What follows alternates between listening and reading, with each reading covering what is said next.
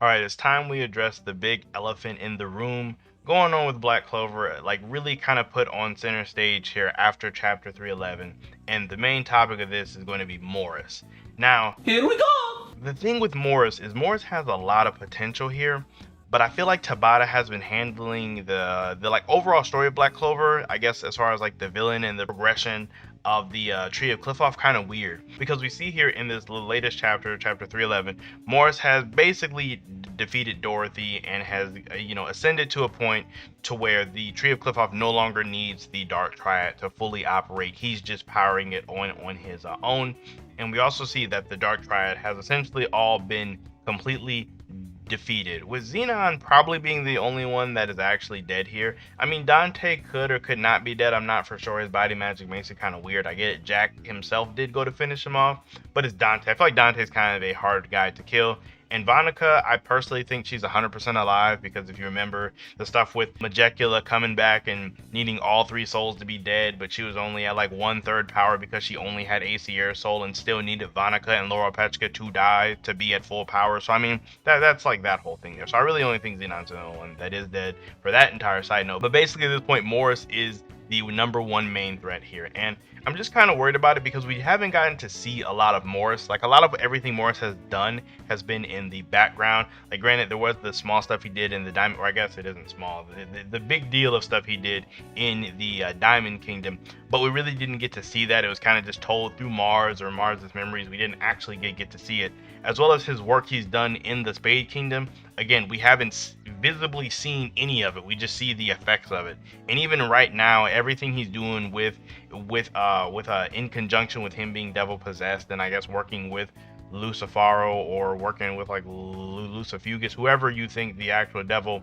he has is, we haven't gotten to actually see it. Even his fight with Dorothy, we didn't get to actually see it. So it's kind of like it's he has the setup to be a good villain, but we're not seeing him be a good villain. So it's hard to say he's going to be a good villain if we're not seeing it. And I really do fear that Tabata is kind of taking a more faster approach with what's going on now. Because if you look at this moment here with Lotus and Morris, this could have been a really big moment, and I feel like this could have been a decent chapter, or the bulk of a chapter on its own, would be Lotus betraying Morris to kind of stop his plan, because as we know, Lotus's whole like driving factor is his family and having a place for his family to live safely, and obviously that is the entirety of his character. He's a good husband and he's a good dad because he wants his family to be safe, which is probably why he followed Morris's family's, like that was probably the better option for his family, so that's what he chose to do. But once he finally got a full look at what Morris was doing, he was like, okay, this no longer is the best option for my family. I got to take you down. And we didn't get to see any of that. We just got to see like a couple panels, and like Lotus is missing a freaking arm, and we just didn't get to see it. And it's just like, that could have been a really good moment. No. He's got a point. As well as Morris fighting freaking Dorothy. We didn't get to see any of that at all. Like I said earlier, it just got off screen. Like, she got off screen, and I already have made the jokes.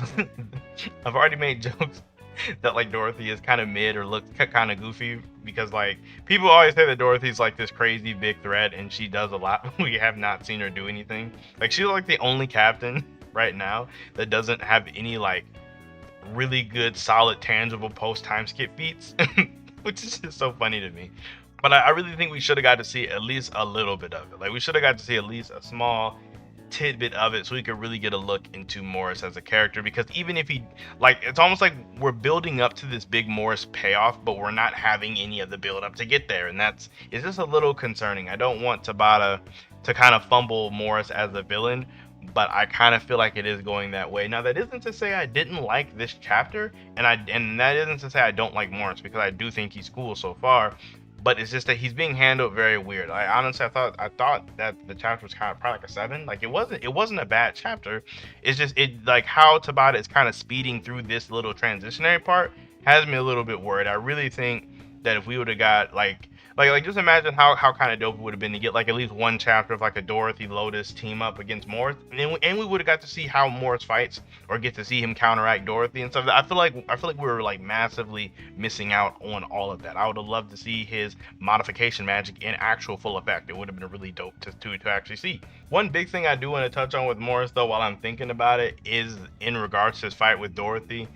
with him talking about his like newly acquired like devil possession abilities like are like have him able to affect intangible concepts. I really don't want people to start wanking Morris to the moon, saying that Morris can just do anything he wants. I think this is the same thing that happened with the Twin Devils in Noct, where they just blatantly overpowered him. Or like since Morris's magic is kind of weird, he's now so powerful enough to just overpower certain spells. That's kind of how I think this whole thing worked. I don't think that Morris is like this super like demigod like character that can kind of just rewrite rules of like reality as he sees fit because he can mess with intangible concepts. I don't think he's getting that powerful yet. Like maybe after like the whole Lucifer thing happens, maybe we'll be there, but I don't think Morris is quite there yet.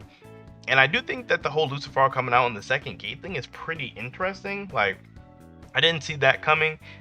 He'd be out in the second gate because I really it feels weird that we're just gonna skip so many supreme ranking devils. It just feels very odd. It feels like it's like a missed opportunity if he does come out in the second gate. Also, this pretty much sets it up for them to lose, because even if Asta gets like 1 or 2 more power-ups to his devil union form, I don't think he should quite be at the level to take out the like supreme leader of the entire like demon realm, I guess. Or like it seems like that would be such a big jump in logic. So I don't think I'm really feeling that per se.